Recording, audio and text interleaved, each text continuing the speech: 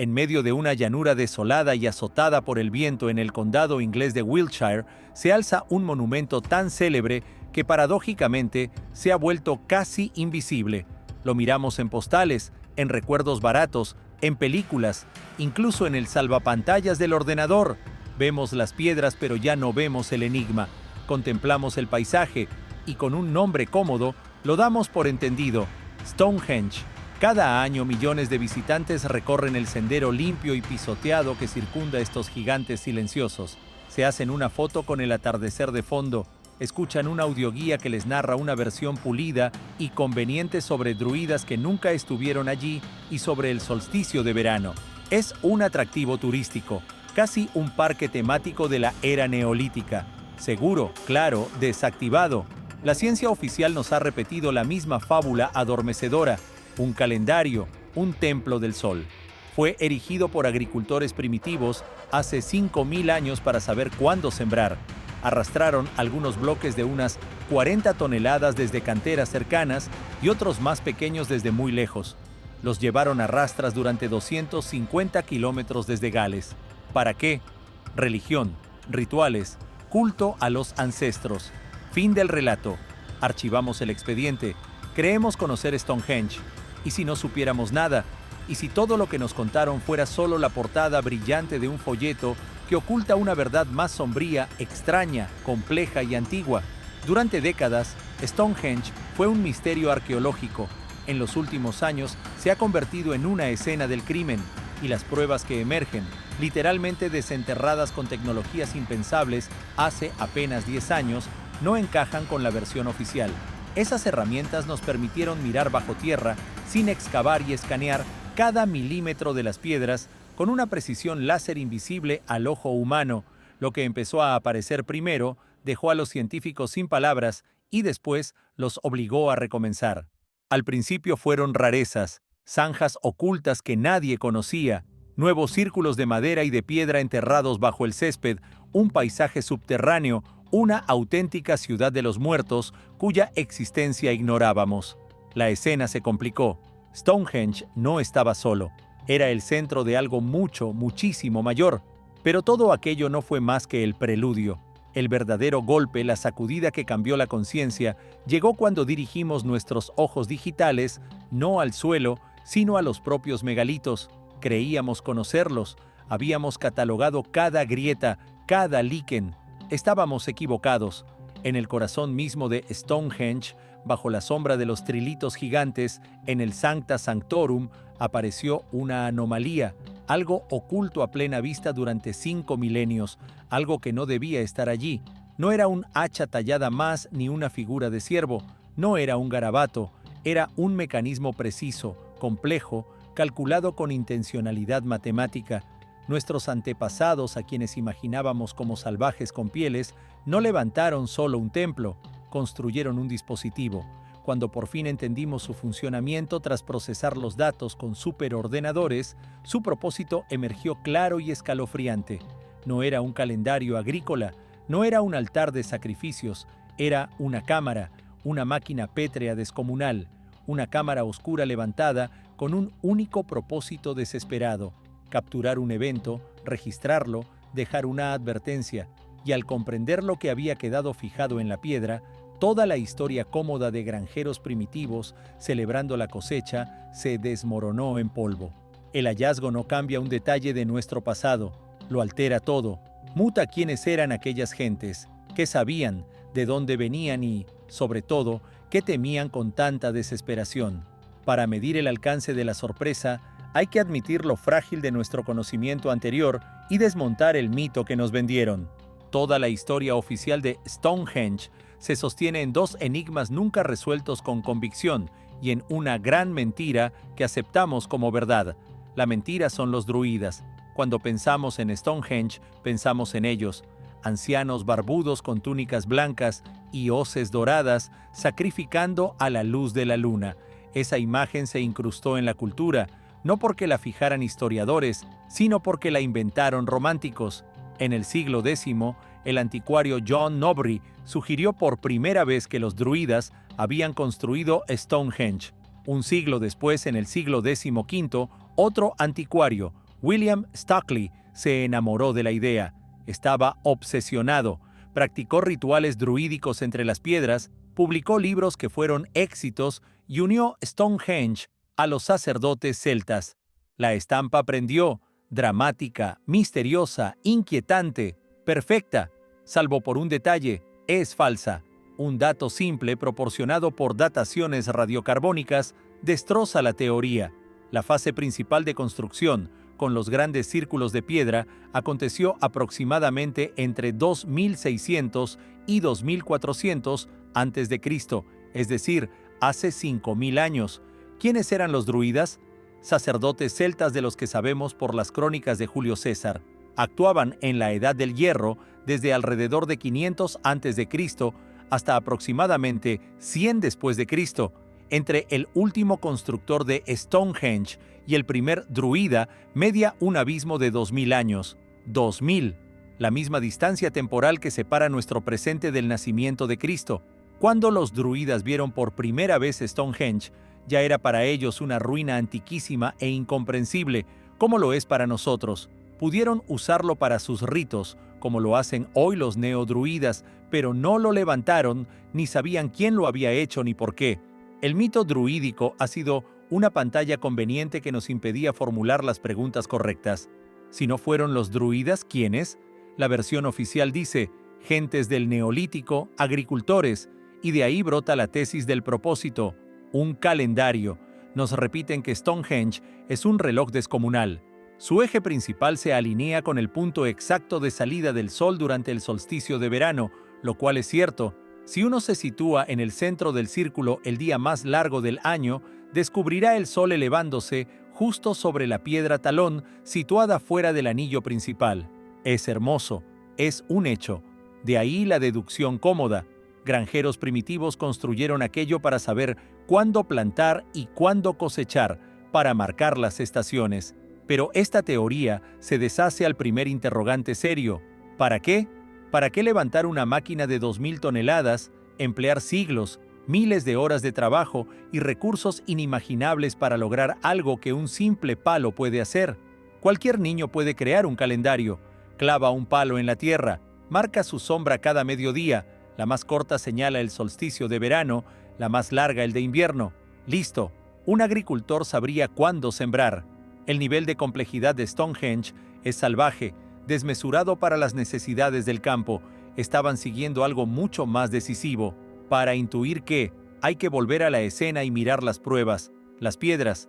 Stonehenge no es un monumento único y estático, es una obra erigida, desmantelada, reconstruida y transformada a lo largo de 1500 años.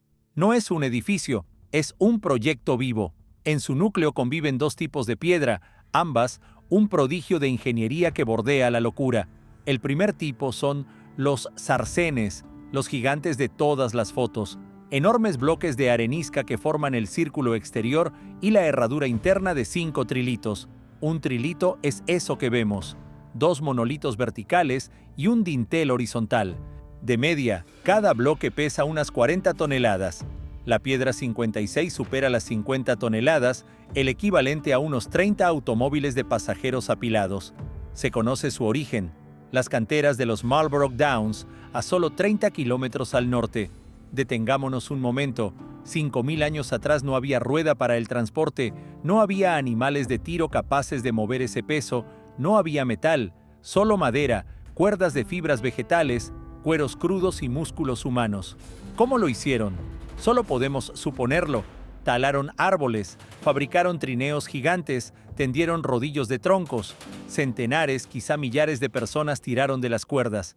Las estimaciones sugieren que al menos 600 hombres eran necesarios para desplazar una piedra de 40 toneladas a una velocidad de quizá medio kilómetro por día.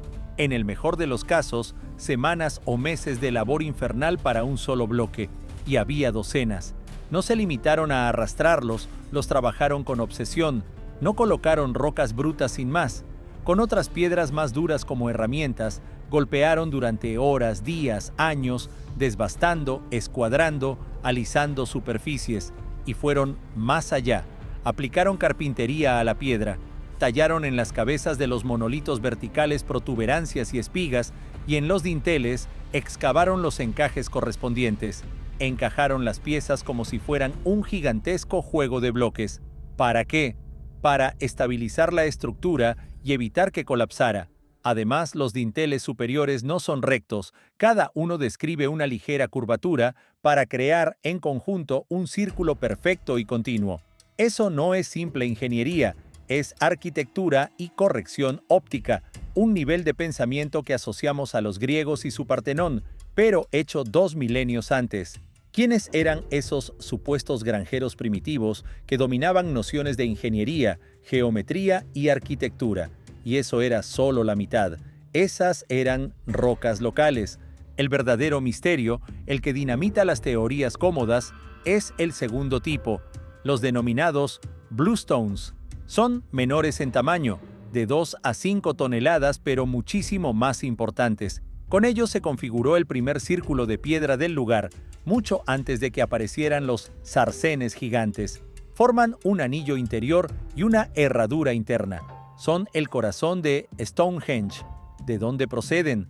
Su origen fue un secreto hasta que, en la década de 1920, el geólogo Herbert Thomas analizó su composición, doleritas moteadas, riolitas y tobas volcánicas, y localizó el único enclave del planeta donde convergen esas litologías, las montañas Preseli, en Gales. Hablamos de 250 kilómetros. Deja que asiente el dato. Hace 5 milenios, sin rueda ni metal, valiéndose de útiles líticos y troncos, gentes anónimas recorrieron esa distancia, buscaron esas rocas concretas, arrancaron de la montaña unos 80 bloques de varias toneladas cada uno y de algún modo los llevaron hasta Wiltshire para alzarlos en un círculo impecable. La ruta era una pesadilla logística, arrastrarlos por tierra, construir probablemente balsas gigantes para cruzar el canal de Bristol, uno de los pasos marinos más traicioneros, con mareas y corrientes descomunales, remontar ríos, volver a arrastrar por tierra. ¿Para qué? He ahí la clave. Las respuestas oficiales suenan a juego infantil. Quizás se creía que sanaban, quizás simbolizaban la unión de tribus. No son respuestas, son conjeturas. Nadie en su sano juicio gastaría los recursos de generaciones, arriesgaría vidas y acometería una proeza inhumana por un gesto simbólico, salvo que hubiera una razón de vida o muerte. Imagina decidir construir una catedral principal en una capital y ordenar que el granito de la cimentación llegue en carretas desde el otro extremo del país. La irracionalidad roza la locura. O estas piedras eran tan valiosas, tan sagradas o tan tecnológicamente imprescindibles que ningún precio parecía excesivo. Surgieron nuevas teorías. Una de ellas es acústica. Muchos de estos bluestones son litófonos, piedras que cantan. Al golpearlas emiten timbres claros y melódicos. Se ha comprobado. ¿Fue Stonehenge un instrumento musical prehistórico, un órgano pétreo cuyo sonido reverberaba por la llanura? Otra hipótesis es la curativa con cierto sustento. El arqueólogo Mike Parker Pearson, uno de los mayores expertos en Stonehenge, excavó decenas de enterramientos alrededor. El análisis isotópico de los dientes, que delata el agua bebida en la infancia, probó que muchos no eran locales. Venían de lejos, de Gales, de Irlanda, de Escocia, y varios presentaban huellas de enfermedades o traumatismos graves. Eran peregrinos que acudían para sanar o para morir. Tal vez los bluestones de Gales, región de manantiales sanadores, fueran concebidos como recipientes de esa virtud. La hipótesis más poderosa es la ancestral. ¿Y si quienes levantaron Stonehenge procedían de Gales? ¿Y si eran migrantes que, al llegar a esta llanura fértil pero vacía, trajeron lo más sagrado que poseían? No trajeron solo piedras, trajeron a sus antepasados encarnados en ellas. Trajeron su patria. Ninguna de estas ideas, sin embargo, explica la segunda mitad del misterio, la ingeniería y la precisión extrema. Volvamos al supuesto calendario. Ya establecimos que no hacía falta para cultivar, pero podía ser un calendario de otra cosa. En 1963, el astrónomo Gerald Hawkins hizo algo inédito. Usó tecnología. Introdujo las coordenadas precisas de las piedras y los puntos clave de Stonehenge en un IBM 7900, y le pidió a la máquina que buscara patrones. La máquina respondió que sí, que la entrada principal apuntaba a la salida del sol en el solsticio de verano, lo cual ya sabíamos, pero además detectó decenas de correspondencias adicionales. Las piedras marcaban salidas y puestas de la luna y posiciones de planetas. Lo crucial fue otra cosa.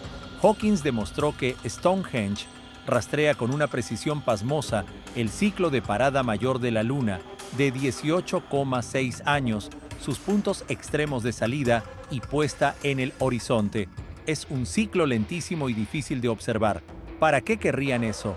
Hawkins miró entonces los llamados agujeros de Aubrey, 56 cavidades someras excavadas en la creta, formando un círculo perfecto justo fuera del anillo de piedra. Son de las partes más antiguas del monumento. No eran hoyos de postes ni tumbas. Se abrieron y se colmaron casi de inmediato. Eran marcadores.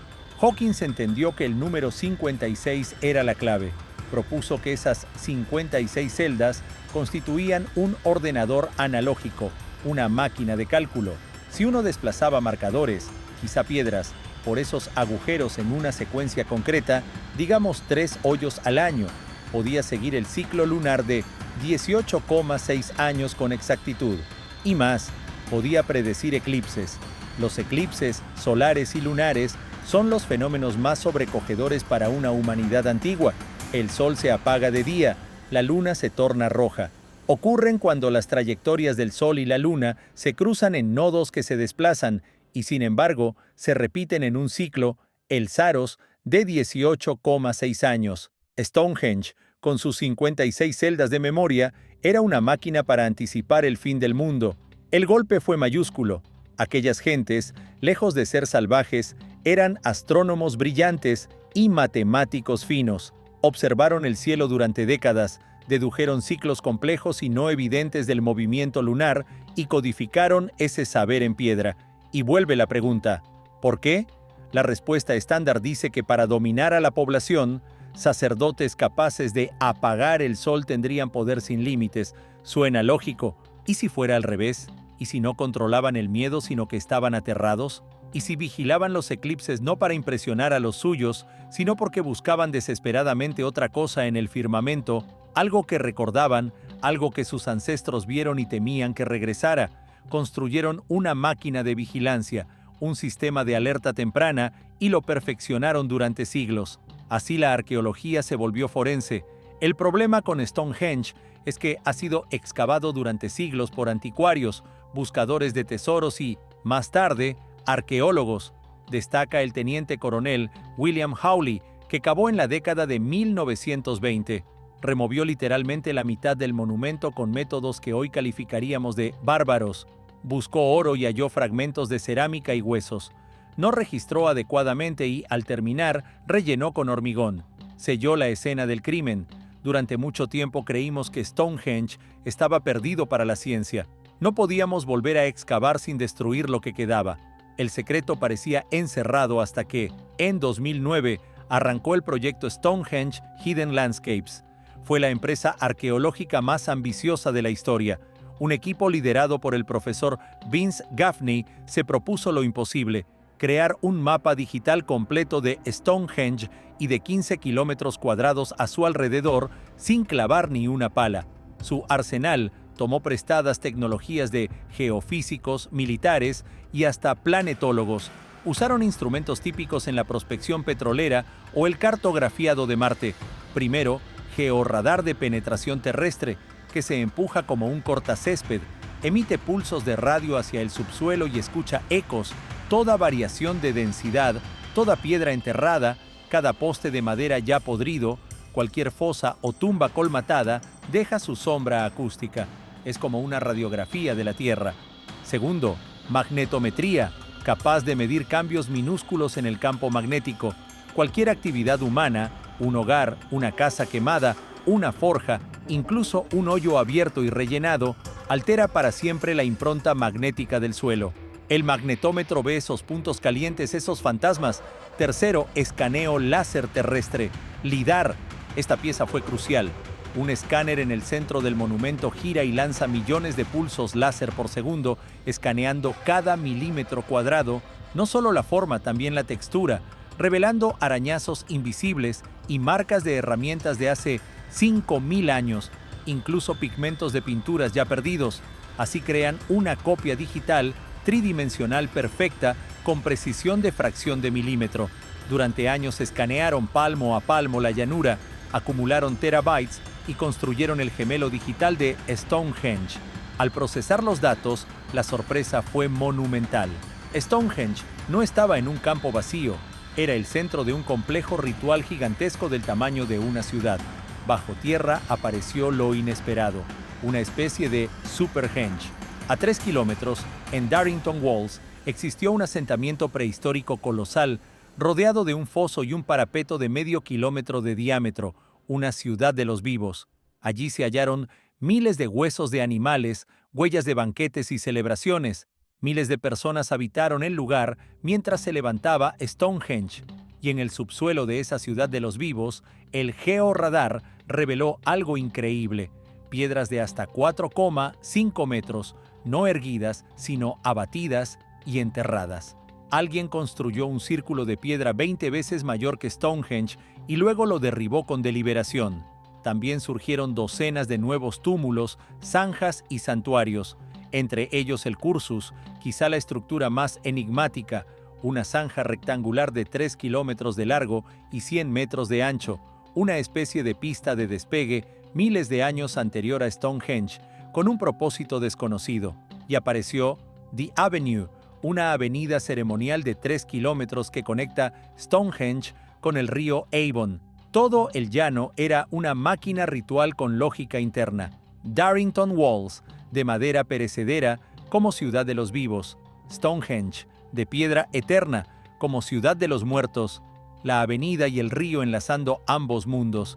Un paisaje consagrado a la transición, a la vida, a la muerte y a algo más.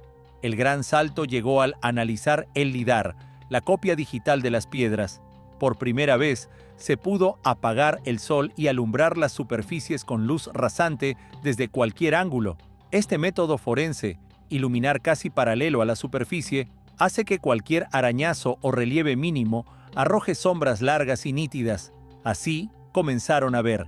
Primero vieron lo esperado, centenares de figuras talladas en los arcenes, principalmente dagas y hachas de la Edad del Bronce, conocidas como grafitis de culturas posteriores, como si hoy alguien grabara su nombre en el Coliseo. Luego miraron los Bluestones, los de Gales, los más antiguos y sagrados, y en uno de ellos, situado en el corazón de la herradura, detectaron algo que no era hacha ni daga, una serie de líneas increíblemente finas, casi invisibles, no talladas, sino picoteadas, miles de microgolpes formando un patrón geométrico complejo. El motivo era tan tenue que milenios de erosión, lluvia y líquenes lo habían borrado para el ojo humano. Solo el láser lo reveló. No se parecía a ningún arte neolítico conocido, era demasiado preciso y técnico. Los científicos se atascaron. ¿Por qué esconderlo en la cara interna del monolito, en la sombra? Entonces, un arqueoastrónomo del equipo propuso una idea audaz antaño considerada marginal. ¿Y si Stonehenge no fuera solo un observatorio sino una cámara oscura? La cámara oscura, habitación oscura en latín, es el dispositivo óptico más simple, la madre de la fotografía, una estancia a oscuras donde un pequeño orificio en una pared proyecta en la opuesta una imagen invertida pero fiel del exterior. Leonardo da Vinci describió el principio y artistas del Renacimiento lo usaron para pintar. Stonehenge no es una caja cerrada, pero crea habitaciones oscuras. Observa los trilitos. 2 pilares ciclópeos y un dintel proyectan sombras negras cuando el sol ocupa ciertos lugares. Más importante aún son los intersticios entre ellos. Considera la entrada principal, el hueco entre la piedra 30 y la piedra 1. En el solsticio de verano, el sol atraviesa con perfección ese visor. ¿Qué ocurre los otros días? ¿Qué sucede cuando el sol o la luna pasan por rendijas más estrechas? La hipótesis fue clara. Las ranuras milimétricamente calculadas entre los sarcenes actúan como diafragmas, como el pequeño estenopo de una cámara oscura, dejando pasar haces estrechos de luz. ¿Dónde caen esos rayos? Sobre los bluestones interiores, los galeses. El equipo alimentó el modelo láser tridimensional con un programa astronómico, insertó el cielo tal como era hace 5.000 años y contabilizó la precesión del eje terrestre. Avanzaron día a día, año tras año, y observaron cómo los rayos del sol y de astros brillantes, al cruzar las rendijas, pintaban sobre las piedras internas. En una fecha sin significado astronómico tradicional, un haz que pasó entre dos trilitos fue a morir exactamente sobre el Bluestone, donde el láser había detectado el patrón de microgolpes. El impacto fue preciso, era imposible ignorarlo. Aquello significaba que los constructores no solo alinearon piedras con astros, sino que usaron la estructura como instrumento óptico. Habían hecho que la luz apuntara a un punto elegido. ¿Para qué? Comprendieron entonces que el patrón no era un mapa, sino una pantalla, una superficie preparada para mostrar una proyección. Esperaron a que la luz del objeto deseado atravesara la rendija y se dibujara en esa pantalla. Después siguieron el contorno con golpes de cincel, fotografiado en piedra, un registro eterno. Stonehenge funcionó como una cámara oscura megalítica. Si esto es cierto, ¿qué fijaron para siempre? ¿Qué merecía construir una cámara de cientos de toneladas y grabarlo en la piedra más sagrada? Reconstruyeron la imagen, unieron los puntos detectados por el láser, limpiaron el ruido digital, y lo que apareció no era ni el sol, ni la luna, ni un planeta. Era algo ausente de nuestro cielo actual, un enjambre caótico, una serpiente de decenas de luces intensas cruzando el firmamento, con un objeto central deslumbrante y una cola desgarrada enorme. Era un cometa, no, más bien un enjambre, un cúmulo de fragmentos de un cometa desintegrado. Compararon la proyección con catálogos de eventos astronómicos y encontraron conexión. Hace aproximadamente 12.800 años, un período cálido terminó abruptamente y en apenas unos años, el planeta entró en un invierno de 1000 años, una glaciación conocida como Dryas reciente. Es uno de los episodios climáticos más brutales y enigmáticos. Surgió de golpe, se extinguieron mamuts, rinocerontes lanudos y tigres dientes de sable. Desapareció la cultura Clovis en América del Norte. El mundo se sumió en oscuridad y frío. Una de las hipótesis principales, la del impacto del Dryas reciente, sostiene que la Tierra atravesó la cola de un cometa gigantesco o recibió el golpe de sus fragmentos. No dejaron un único cráter como el de los dinosaurios, explotaron en el aire sobre la capa de hielo norteamericana. Billones de toneladas de agua y hielo se evaporaron, provocando tormentas de fuego continentales, ocultando el sol y arrojando al planeta a un invierno nuclear. Esta hipótesis fue polémica durante años, pero el cúmulo de evidencias crece desde Groenlandia hasta Siria: nanodiamantes, microesférulas de vidrio fundido y altas concentraciones de iridio y platino en estratos fechados precisamente hace 12.800 años, señales de un choque cósmico. Pero Stonehenge se construyó hace 5 milenios, no hace 12. ¿Qué relación hay? La conexión es el enjambre Taurida, el flujo de desechos del cometa progenitor, aún presente. La Tierra lo cruza 2 veces al año, en junio y en noviembre. Lo que vieron y fotografiaron con golpes en la piedra 53 no fue el cometa original, sino su descendencia. Hace unos 5.000 años, la Tierra debió atravesar una región especialmente densa del enjambre. El cielo ardió. Una serpiente de bolas de fuego surcó la noche. Tal vez algunas cayeron. No fue el apocalipsis, pero sí un recordatorio, la señal de que el monstruo que casi destruyó el mundo seguía ahí. Esta hipótesis lo cambia todo. ¿Quiénes eran los constructores? No eran granjeros celebrando cosechas, eran supervivientes o herederos de supervivientes. Llevaban la memoria del desastre en la tradición oral transmitida durante 7.000 años, el recuerdo de un mundo en llamas. Su religión no era un culto al sol, sino un culto marcado por el miedo al cielo. ¿Para qué sirvió Stonehenge? No fue un calendario, fue un sistema de alerta temprana, una máquina del día del juicio.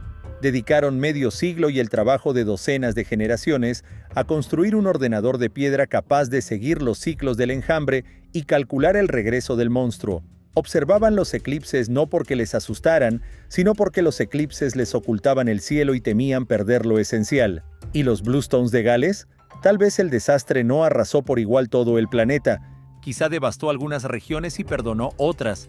Quizá las montañas Preseli fueron refugio, un santuario donde sobrevivieron los depositarios del conocimiento. Miles de años después, cuando el mundo se recompuso, llevaron consigo las piedras de su patria salvadora a la llanura de Salisbury, trasladaron las piedras de sus ancestros, lo único que enlazaba con el mundo anterior a la catástrofe, y con ellas construyeron una máquina para guardar por siempre la advertencia. Eso explicaría el esfuerzo irracional del transporte, la excesiva complejidad astronómica y, en última instancia, la misteriosa fotografía sobre la piedra. Este hallazgo vincula Stonehenge con otros enigmas de la misma era. En Turquía, Göbekli Tepe, un templo 6 milenios más antiguo que Stonehenge, fue levantado hace 11.600 años, justo tras la catástrofe del Dryas reciente, por cazadores-recolectores que tallaron animales y figuras en pilares en forma de T.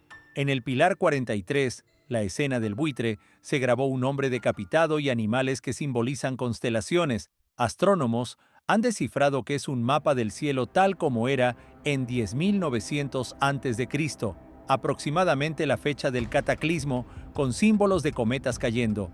El cuadro emerge, huellas dispersas por el mundo, vestigios de una gran civilización de la Edad de Piedra que hemos perdido. No una Atlántida fabulosa, sino humanos como nosotros que miraban el firmamento y sobrevivieron al fin de su mundo. Göbekli Tepe es un memorial, un registro de lo sucedido. Stonehenge es una advertencia, una máquina para predecir cuándo podría repetirse. ¿Qué salió mal? Construyeron, observaron y perfeccionaron su máquina durante años. Y luego todo se detuvo. Alrededor de 2000 a.C., cuando Stonehenge seguía activo, arribó a las islas un pueblo nuevo, los campaniformes, llamados así por la forma de su cerámica. Eran distintos, más altos y más robustos. Traían tecnologías nuevas, sabían fabricar bronce, trajeron caballos, nuevas armas y una ideología de guerreros y caudillos. Lo que vino después no fue una migración, fue un exterminio. No es una conjetura, es un hecho establecido por genetistas de Harvard y del Instituto Max Planck. Analizaron ADN de decenas de esqueletos neolíticos, los constructores de Stonehenge y de gentes de la Edad del Bronce, los campaniformes. El resultado estremece. En unos pocos siglos, el 90% del acervo genético de Britania fue reemplazado. No hubo asimilación. Hubo eliminación por guerra o por enfermedades introducidas por los recién llegados. Los constructores de Stonehenge desaparecieron. Los borraron. Los campaniformes vieron un monumento gigantesco. No entendieron su lenguaje, su matemática, su función. Lo consideraron un lugar sagrado impresionante. Empezaron a enterrar allí a sus jefes. Dejaron sus grafitis en las piedras, aquellas dagas y hachas. El conocimiento se perdió. El lenguaje de la máquina se perdió. La advertencia se olvidó. No somos descendientes de quienes levantaron Stonehenge, sino de quienes los sustituyeron. Somos una especie con amnesia que vive entre las ruinas de una civilización que desmanteló. Ahora, como gatitos ciegos, tanteamos su máquina, tratando de entender qué hacía. Creímos que era un templo y resultó ser un observatorio. Pensamos que era un observatorio y resultó ser un ordenador. Hoy vislumbramos que es algo más, una cámara, una memoria sólida, la caja negra de un mundo perdido, y contiene una advertencia. Lo que nuestros ancestros fotografiaron hace 5000 años no fue un evento único. El enjambre de las Táuridas sigue ahí. Astrónomos como Victor Clube y Bill Napier, que lo estudian, están alarmados. Creen que este flujo es el objeto más peligroso de nuestro sistema solar, inestable y repleto de fragmentos del tamaño de montañas.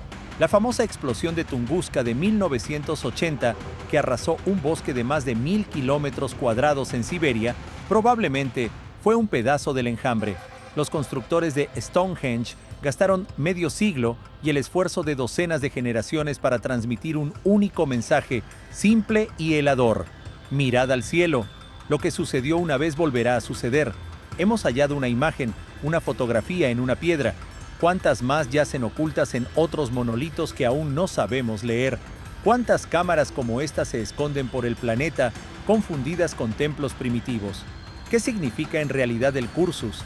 que duerme bajo los cimientos de Darrington Walls. La cuestión no es si ellos sabían, la cuestión es si, por fin, estamos listos para escuchar.